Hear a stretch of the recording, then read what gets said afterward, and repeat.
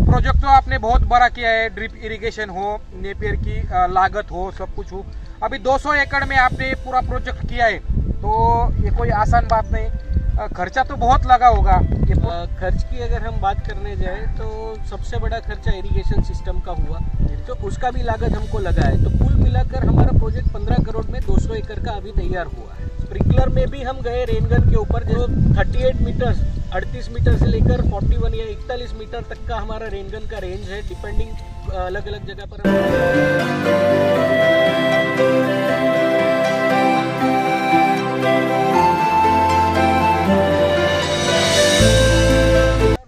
बन जाता है। जैसे हमारा मशीन जाएगा इसके अंदर, तो मशीन काटता जाएगा और बाजू में ट्रॉली होगी। हमारे पास 2-3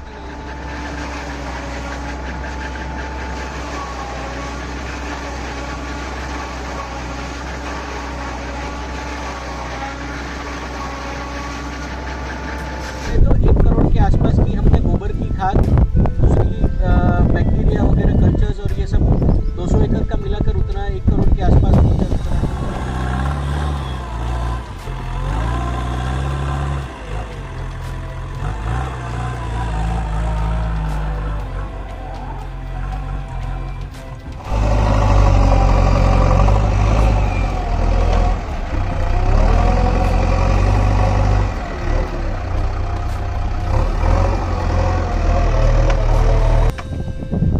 नमस्कार किसान साथियों, राम राम, सत श्री अकाल, के हालचाल। तो यश गोट फार्म एंड सीड्स में आपका फिर से एक बार स्वागत है। तो किसान साथियों, बहुत सारे वीडियो पहले आपने देखे होंगे कि 110 एकड़ में नेपियर घास, 75 एकड़ में, 45 एकड़ में। तो फिलहाल मैं गुजरात दौरे में था। गुजरात दौरे में मैं अभी हूँ गुजरात में गांधीनगर डाबला गाँव में। तो डाबला गाँव में मेरे को ऐसे किसान मिले, मतलब मैं आपको बता भी नहीं सकता। तो ये वीडियो आप पूरा देखिए। जो पिछले वीडियो थे उसके जो क्वेश्चन थे, उस क्वेश्चन के आंसर हमें आज मिलने वाले हैं। तो फिलहाल हमारे पास अभी हार्दिक भाई ब्राह्मण सर है। हार्दिक भाई सर अपना पहले हमें परिचय करा के देंगे। तो सर हमें, हमारे व्यूअर्स को, दर्शकों को और किसानों को आप अपना परिचय दीजिए। मेरा नाम हार्दिक ब्रह्मभट्ट है, मैं अहमदाबाद से ही हूँ और पेशे से मैं लैंडस्केप डिज़ाइनर हूँ। लैंडस्केपिंग मेरा पेशा है और खेती करते हैं हम। खेती का हमें शौक़ भी है और खेती पेशा भी है हमारा। काफ़ी सालों से खेती भी करते आए हैं। नेपियर उगाने में 18 साल मेरा कंप्लीट हो गया, 19वां साल है नेपियर घास के पीछे। काफ़ी सारी हमने मेहनत की है, काफ़ी सारे ट्रायल्स किए, रिसर्च किए हैं और उसके बाद हम ये आगे बढ़कर इतने साइज़ का प्रोजेक्ट कर रहे हैं हम यहाँ। क्या होता है, अक्सर किसानों के बहुत सारे सवाल रहते हैं, वही सवाल लेकर मैं आपके पास आ गया हूँ। ये मेरे भी सवाल हो गए, ये लाखों किसानों के भी सवाल हो गए। इसके बारे में क्या होगा, किसानों को सारी जानकारी यहाँ पर मालूमात होगी। तो हम शुरू करते हैं। शुरू में पहला क्वेश्चन मेरा आपको ऐसा रहेगा कि ये जो सारे प्लांट आपने बनाए हैं, ये सारे प्लांट आपने कितने एकड़ में बनाए हैं और इसकी आपने लागत कैसे की है? मतलब इसका डिस्टेंस होगा, स्टिक होगी, ये जो भी सारा प्रोसेस होगा, ये फर्स्ट क्वेश्चन में आप पूरा कंप्लीट हमारे किसानों को बताइए। ये प्रोजेक्ट जो है अभी हम टोटल करने वाले हैं, कुछ 2 या 2,500 एकड़ में पूरा प्रोजेक्ट करेंगे, जिसका पायलट प्रोजेक्ट के हिसाब से और एक टेस्टिंग यूनिट के हिसाब से हमने 200 एकड़ से शुरुआत की है। 200 एकड़ में भी हमने एक वैरायटी नहीं लगाई है कोई भी नेपियर की। हमने COBN5 लगाया है, पैचगॉन्ग सुपर नेपियर लगाया है और तीसरी वैरायटी हमारी खुद की डेवलप की हुई है, वो भी हमने लगाई है। 100 एकड़ का जो पैच हमने लिया है वो हमारी खुद की वैरायटी डेवलप की है, उसमें लिया है। उसका जो हमने डिस्टेंस लिया है वो 5 फीट बाई 2 फीट का हमने डिस्टेंस पे प्लांटिंग किया हुआ है। COBN5 जो है और सुपर नेपियर पैचगॉन्ग जो है वो 3.5 फीट बाई 2 फीट के डिस्टेंस पे हमने लगाया है। ठीक है सर, ये हो गई कितने जमीन में किया, कैसे किया, क्या हुआ, ये तो हो गई है। 200 एकड़ का अभी स्टार्ट प्रोजेक्ट ये चालू है, वो मैंने किसानों को ऑलरेडी दिखाया भी है। तो अहम बात किसानों के और मेरे भी सवाल रहेंगे। तो बहुत सारे ऐसे किसान हैं हमारे, उनके पास पानी की अपूर्तता होती है, पानी की कमतरता होती है। तो किसान कुछ नर्वस हो जाते हैं, आगे बढ़ते नहीं है। ये मेरे भी सवाल होंगे और किसानों के भी सवाल होंगे। तो ये 200 एकड़ में आपने जो ये प्रोजेक्ट किया है, तो अहम सवाल आता है पानी का। इसके ऊपर आपने कैसा मार्क किया है, आप थोड़ा सा विस्तार से सब बातें बताइए। दो चीजें मुख्यतः होती है, हाँ। एक जमीन और पानी। जमीन में हम चेंजेस थोड़ा बहुत कर सकते हैं, पानी में जब जमीन के अंदर ही पानी नहीं है तो हम कुछ नहीं कर सकते उसके अंदर। उसमें भी हमारे यहाँ गुजरात में क्या, और एक और तकलीफ ये है कि भी एक सर्वे नंबर है, उसके ऊपर एक ही कनेक्शन हमको लाइट का मिलता है। अब हमारे यहाँ सर्वे नंबर्स काफ़ी बड़े बड़े हैं, तो एक कनेक्शन से पानी देना बहुत मुश्किल था। उसमें भी हम बैठे डार्क जोन में। डार्क जोन मतलब पानी जमीन में बहुत गहराई पर है और वो भी बहुत थोड़ा है, कम पानी है। अब कम पानी में हमको खेती करनी थी, तो बैठा पानी देकर जब हम खेती करने जाते हैं तो वो एनवायरनमेंट के लिहाज से भी सही नहीं है। और ना तो नेपियर को उतने पानी की ज़रूरत, नेपियर नहीं, मैं तो बोलूँगा किसी भी प्लांट को उतने पानी की ज़रूरत नहीं होती। आज हमारे यहाँ से लोग इजराइल स्टडी करने जाते हैं कि भाई क्या किया है, कैसे किया है, क्या किया, वो देख कर क्या आते हैं कि भाई ये प्रोडक्शन कितना निकाल लेते हैं, प्रोडक्शन देखते हैं, पर पानी में आपको मैं टोकना चाहूँगा, रोकना चाहूँगा जी, क्योंकि ऐसा ख्याल आया, क्योंकि 2 दिन से मैं घूम रहा हूँ, देख रहा हूँ, जो आपने इजराइल की बात कही है ना सर, जी, तो मैं यह कहना चाहूँगा किसानों को, गुजरात में फर्स्ट टाइम यहाँ पर इजराइल बन चुका है। हाँ। इतना सिस्टम, टेक्नोलॉजी सिस्टम है, ये आपको इजराइल में भी नहीं देखने को मिलेगा। आप अपनी बात कंटिन्यू। तो मैं यही बोल रहा था, इजराइल भी जाकर लोग देख के कि भाई इतना सारा प्रोडक्शन आ रहा है, वो देखकर वापस आते हैं। कोई ये नहीं देखता है कि उनके पास भी पानी नहीं है तो मैनेजमेंट कैसे करते हैं, और उसको यहाँ पर इम्प्लीमेंट करना ज़रूरी है, हमारे देश में इम्प्लीमेंट करना ज़रूरी है। वाटर मैनेजमेंट अगर हमने कर लिया तो water is the most precious resource, जिसके पास आप राजस्थान के कई इलाकों में जाओ, अफ्रीका में कई जगहों पर तो आप जाओगे, पीने का पानी नहीं है उनके पास, तो हम वेस्ट क्यों करें पानी को। आज पौधे को ज़रूरत कितनी है कि मेरा 1 नेपियर का पौधा है तो इसको ज़मीन के अंदर 1 फुट उसके मूल जाएंगे बड़े, उतना ही उसको पानी की ज़रूरत है, जिसको हम रूट जोन बोलेंगे या राइजोस्फीयर जिसको बोलेंगे, उतना ही उसको पानी की ज़रूरत है। अपन जब बैठा पानी पिलाते तो 3, 4, 5 फुट तक अंदर चला जाता है, आधा पानी उड़ जाता है, उसका कोई मतलब नहीं रहता है। हम जिस सिस्टम से कर रहे हैं इसमें काफ़ी सारी अलग सी, अगर छोटा फार्म है आपका तो आप ड्रिप से भी कर सकते हो।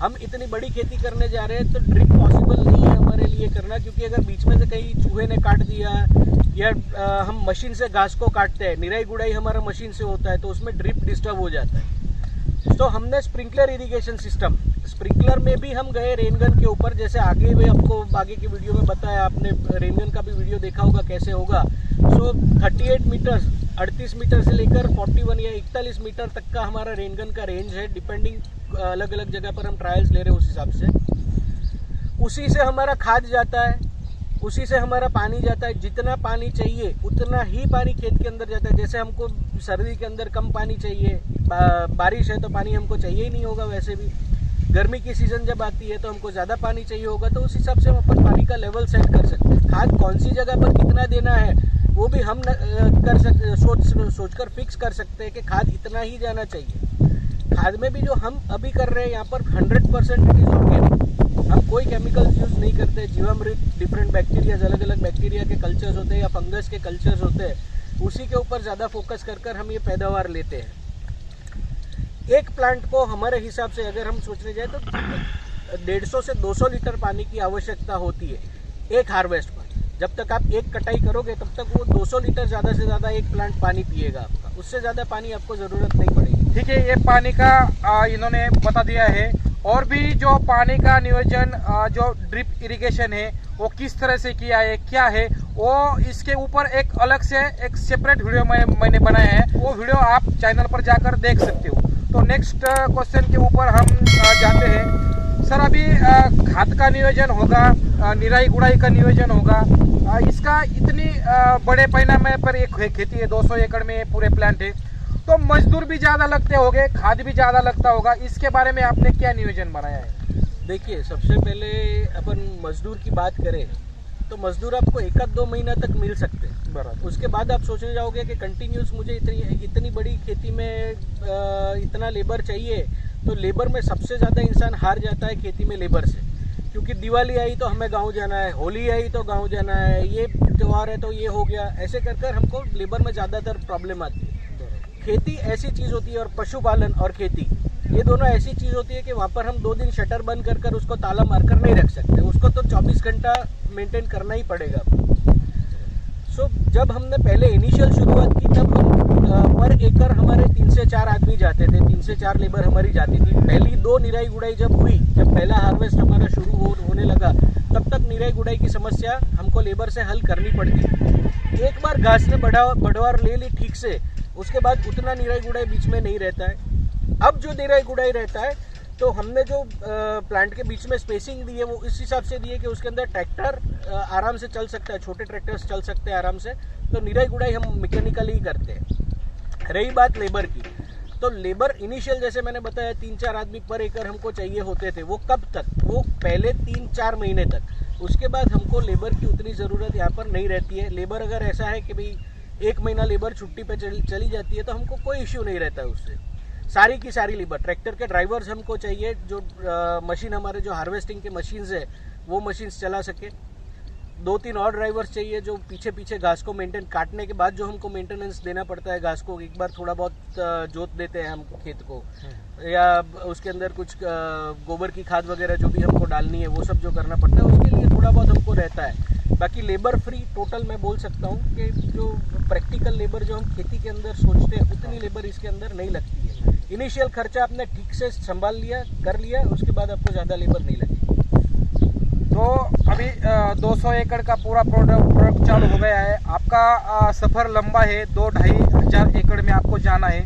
स्टार्ट 200 एकड़ से। फिलहाल 200 एकड़ में तो 10-15 लेबर, 20-25 लेबर तो हो गया आपके पास। ठीक है, ये लेबर की बात हो गई है यहाँ पर।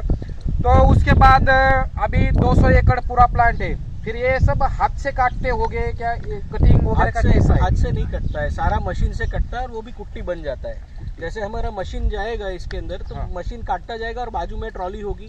हमारे पास 2-3 अलग अलग प्रकार की मशीन है। एक जेएफ की मशीन है जो पीछे भी ट्रॉली लग सकती है उसके, दूसरी मशीन है जो उसके बाजू में ट्रॉली चलेगी। तो ये कुट्टी करके ही ट्रॉली में जाएगा और सीधा यहाँ से जानवर को खिलाने के लिए चला जाता है।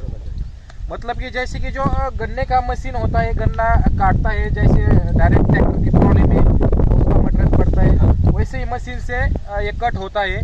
पूरा सिस्टमेटिक काम है, मजदूर की कोई ज़रूरत ही नहीं है। बहुत कम मजदूर में डायरेक्टली ट्रैक्टर से हार्वेस्टिंग होता है। हार्वेस्टिंग होने के बाद सीधा जानवर को ये खाने के लिए जाता है।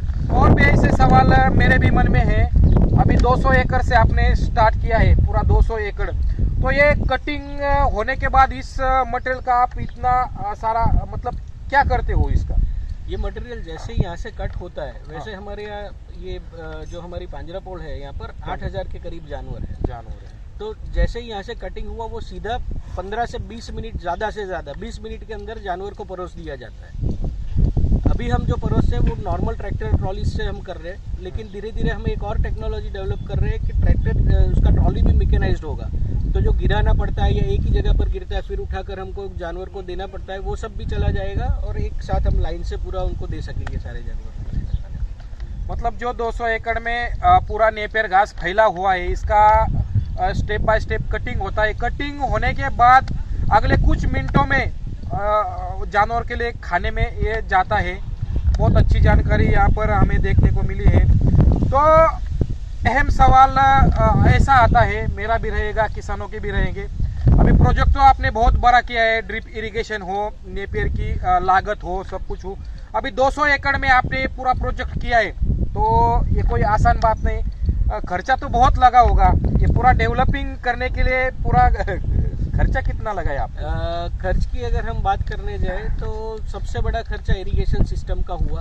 लेकिन इरिगेशन सिस्टम का अगर खर्च देखने जाओ तो आगे 25-30 साल 50 साल इसको कुछ होने वाला नहीं है, क्योंकि HDPE की पाइप्स ज़मीन के अंदर हमने डाली हुई है। ये सारे गैल्वेनाइज्ड पाइप्स है। उसमें अगर मेंटेनेंस देखने जाए तो इलेक्ट्रॉनिक पार्ट्स का थोड़ा बहुत मेंटेनेंस जो है वो रहेगा, उससे ज़्यादा कोई मेंटेनेंस उसके अंदर आने वाला नहीं है हमारा। तो सबसे बड़ी लागत है इरिगेशन सिस्टम की, जिसका 8 करोड़ रुपये के आसपास खर्च हुआ। उसके बाद करीब करीब हम देखने जाए तो 1 करोड़ के आसपास की हमने गोबर की खाद, दूसरी बैक्टीरिया वगैरह कल्चर्स और ये सब 200 एकड़ का मिलाकर उतना 1 करोड़ के आसपास वो चला गया होगा। फिर ये ज़मीन जो आप देख रहे हो अभी, ये पूरा जंगल जैसी ज़मीन थी, उसकी सफाई करनी, उसके अंदर से बबूल वगैरह जो लगा हुआ था, बेर या बबूल जो भी लगे थे, हमने कोई भी बड़े पेड़ नहीं काटे। देसी पेड़ जितने भी थे, नीम है या हमारा देसी बबूल है, वो हमने किसी भी कोई भी पेड़ यहाँ से नहीं उखाड़े, वो जैसे थे वैसे ही रखे। बाकी ज़मीन साफ करने का, दूसरे मशीनरीज खरीदने का, ये सब खर्चा मिलाए अगर हम, लेबर, प्लांटेशन की सीड्स, हमको ये इसके सैपलिंग्स जो COPN5 के, सुपर नेपियर के वगैरह जो खरीद की गई है सारी, तो उसका भी लागत हमको लगा है। तो कुल मिलाकर हमारा प्रोजेक्ट 15 करोड़ में 200 एकड़ का अभी तैयार हुआ है। आगे जैसे ये प्रोजेक्ट का एक्सटेंशन करने जाएंगे तो वो खर्चा ऑटोमेटिकली कम होता जाएगा, क्योंकि मशीनरी हम दूसरी जगह पर यूज़ कर सकेंगे। सीड्स हमको घड़ी घड़ी खरीदने की ज़रूरत नहीं पड़ेगी, इसी से हम सीड्स निकाल लेंगे फिर। तो पहले यहाँ पर जंगल हुआ करता था। हाँ, पूरा जंगल हुआ करता था। अब इधर इस तरह से हरियाली है, आप भी सोच भी नहीं सकते हैं वो हरियाली किस तरह से दिखती है। वो बाकी वीडियोस में मैंने आपको दिखाई है। मतलब कि 200 एकड़ का ये जो प्रोजेक्ट किया है, समथिंग पूरा टोटल इरिगेशन पकड़ा, साफ सुथरा जमीन करना पड़ा, ये स्टंप हो गया पूरा। कुल मिला के खर्चा 15 करोड़ के आसपास इन्होंने खर्चा किया है। सर खर्चा तो बहुत हो गया है, इनकम उस तरह से हो रही है, मतलब कुछ आमदनी मिल रही है कि नहीं मिल रही है, ये भी सवाल किसान करेंगे। आमदनी की बात करने जाए तो वो केस टू केस अलग चीज़ हो जाती है। बराबर। ये जो है एक संस्था के लिए है, हमने किसी आमदनी का सोचकर या कुछ वो नहीं सोचा है। पर हाँ, मैं इतना तो आपको ज़रूर बताऊंगा कि ये जो हमने इन्वेस्टमेंट यहाँ पर किया हुआ है उसका रिटर्न ऑन इन्वेस्टमेंट 3 साल में निकल जाएगा। संस्था का भी जो पैसा लगा है, हमारा भी जो पैसा लगा है, सारा का सारा ओवरनाइट खेती के अंदर, आप भी समझ सकते हो, जितने भी किसान भाई ये सब जानते हैं कि एक रात में अगर अपन सोचने जाए तो पूरा खर्चा उसका निकाल ले, ये हो नहीं सकता है। दूसरी बात अगर सोचने जाए तो ज़मीन की कीमत हम खर्चे के अंदर नहीं गिन सकते। ज़मीन के ऊपर जो भी है, क्योंकि ज़मीन हर जगह पर अलग अलग रेट में होती है। पर उसके अलावा जितना भी खर्चा है वो निकलने के बाद प्रॉफिट की जो बात करने जाते हैं तो ये सेवा, यहाँ पर हम सेवा करते हैं कि जो हमारा जो भी है यहाँ पर जो उत्पादन होगा वो बहुत ही कम रेट लाने के लिए हमने किया है। वरना किसान आज अगर 2 रुपये किलो या 2.5 रुपये किलो या 3 रुपये किलो अगर चारा बेचता है बाजार के अंदर, जो आज का रेट चल रहा है 2-2.5 रुपये के आसपास कम से कम रेट चल रहा है, पहले हम भी यही खरीदते थे, इसी रेट के अंदर हम खरीदते थे। खेती करने से ये जो खुद की खेती, संस्था की खुद की खेती हो गई तो उससे ये रेट काफ़ी कम आ गया, 50% या उससे भी कम रेट में हमको ये उग जाएगा पूरा। सो यहाँ पर हम कमाने की बात सोचकर ये प्रोजेक्ट शुरू नहीं कर रहे थे, पर अगर कमाने की बात सोचकर कोई शुरू करेगा तो उसका ROI उसको 1 साल के अंदर निकल जाएगा। मतलब मुनाफा भी होगा। बहुत अच्छी जानकारी सर ने दी है कि स्टार्ट में उन्होंने बोला था कि खेती करना मेरा एक शौक है, एक शौक है खेती करना। मतलब खेती भी इन्होंने ऐसी की है कि एक खेती आपको पूरे इंडिया के अंदर कहीं पर भी देखने को नहीं मिलेगी किसान साथियों, क्योंकि ये बात मैं दावे के साथ विश्व में पहली बार ऐसा इरिगेशन सिस्टम, ऐसी नेपियर की खेती, 1 टाइम 200 एकड़ प्लांट बहुत बड़ा है, उनको बहुत आगे करना है, मगर शुरुआत भी उन्होंने 15 करोड़ रुपए खर्चा करके की है। सिस्टम भी ऐसा बनाया है, बहुत ही लाजवाब। मैंने पूरा यहाँ पर घुमा फिरा के आपको दिखाया है, वो सारे अलग अलग वीडियो में आपको यहाँ पर देखने को मिलेगा। तो सर इतनी अच्छी जानकारी, इतनी साफ सुथरी स्टेप बाय स्टेप आपने हमें बताई है, किसानों को भी बताई है। कुछ रह चुका होगा तो बाद में हम कवर कर लेंगे। तो फिलहाल जाते जाते मेरा अहम सवाल होगा, ये सब आपने किया है, मेहनत भी आपने बहुत की है, कष्ट भी आपने किया है, तो आपका भविष्य का प्लानिंग क्या होगा सर? भविष्य के प्लानिंग के अंदर हमने काफ़ी चीज़ें डिस्ट्रीब्यूट की है। एक चीज़ ये होती है कि हम नेपियर की ही बात करें तो जब यहाँ पर बारिश होती है तो हमारी मिट्टी चिकनी है, नेपियर की कटाई करने में दिक्कत आएगी बारिश के सीज़न में। तो हम सबसे पहला ये काम करेंगे, अभी अप्रैल या मई महीने में इसका साइलेज बनाना शुरू करेंगे, उसको स्टोर करेंगे हार्ड ज़मीन पर, तो हम उसको बारिश में भी खिला सकेंगे हमारे जानवरों को। उसके बाद का स्टेप हमारा ये है कि हमारे पास और भी काफ़ी सारी ज़मीन है, तो वो ज़मीन के अंदर हम थोड़ा बहुत और नेपियर लगाएंगे, फिर सूखा घास लगाएंगे। जैसे ही हमारे जानवर की ज़रूरत पूर्ण हो गई, मैं समझता हूँ तब तक 200 एकड़ में हमारे जानवरों के लिए अभी ज़रूरत पूर्ण हो जाएगी। उसके बाद सूखा घास चारा लगाएंगे।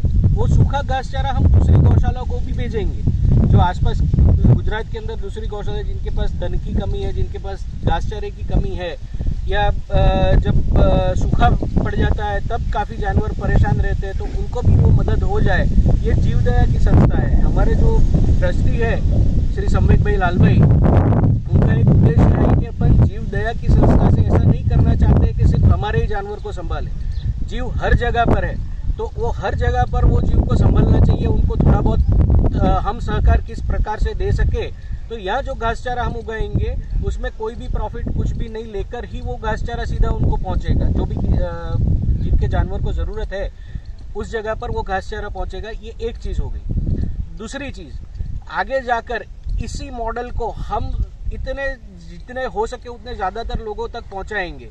अगर ज़रूरत पड़ी, किसी को ट्रेनिंग लेनी है, किसी को समझना है, तो 1 साल या 1.5 साल के बाद जब एक्सटेंशन शुरू करेंगे उस वक्त लोगों को यहाँ आमंत्रित करेंगे। वो आकर यहाँ पर सीख सकते हैं कि कैसे करना चाहिए, क्या करना चाहिए। और यही मॉडल वो लोग अगर फॉलो करेंगे तो एक जगह से हमने ये, मैं कह सकता हूँ, एक छोटी सी क्रांति की शुरुआत की है, वो काफ़ी सारी जगह पर फैलती जाएगी। कुछ लोग मैंने देखा हुआ है कि भाई तरह तरह की भ्रांतियाँ फैलाते रहते हैं नेपियर के बारे में कि भाई अच्छा है, नहीं है, जल्दी उगता है, लेट उगता है, पानी चाहिए, नहीं चाहिए, ये चाहिए। तो हम ये क्लियर करने की कोशिश करेंगे ट्रेनिंग से कि भाई आप खुद आओ, खुद देखो, खुद अनुभव करो, फिर जो है वो मान लो आप। बराबर, बहुत अच्छी जानकारी दी है। अहम बातें मुझे भी इतनी अच्छी लगी है कि ये जो सारे काम कर रहे हैं ये पैसों के लिए नहीं कर रहे। इनका विचार इतना शुद्ध है कि जो चारा, जो बंजर जमीन है, बंजर जमीन को हरियाली करके उसमें चारा पैदावार करके जो भी आसपास की गौशाला है उन गौशाला के मुख में हरा चारा जाएगा और एकदम सस्ते रूप में। इनकी यही कामना है। बहुत ही अच्छे विचार है आपके और भविष्य में आप बहुत बड़ा काम करने वाले हो।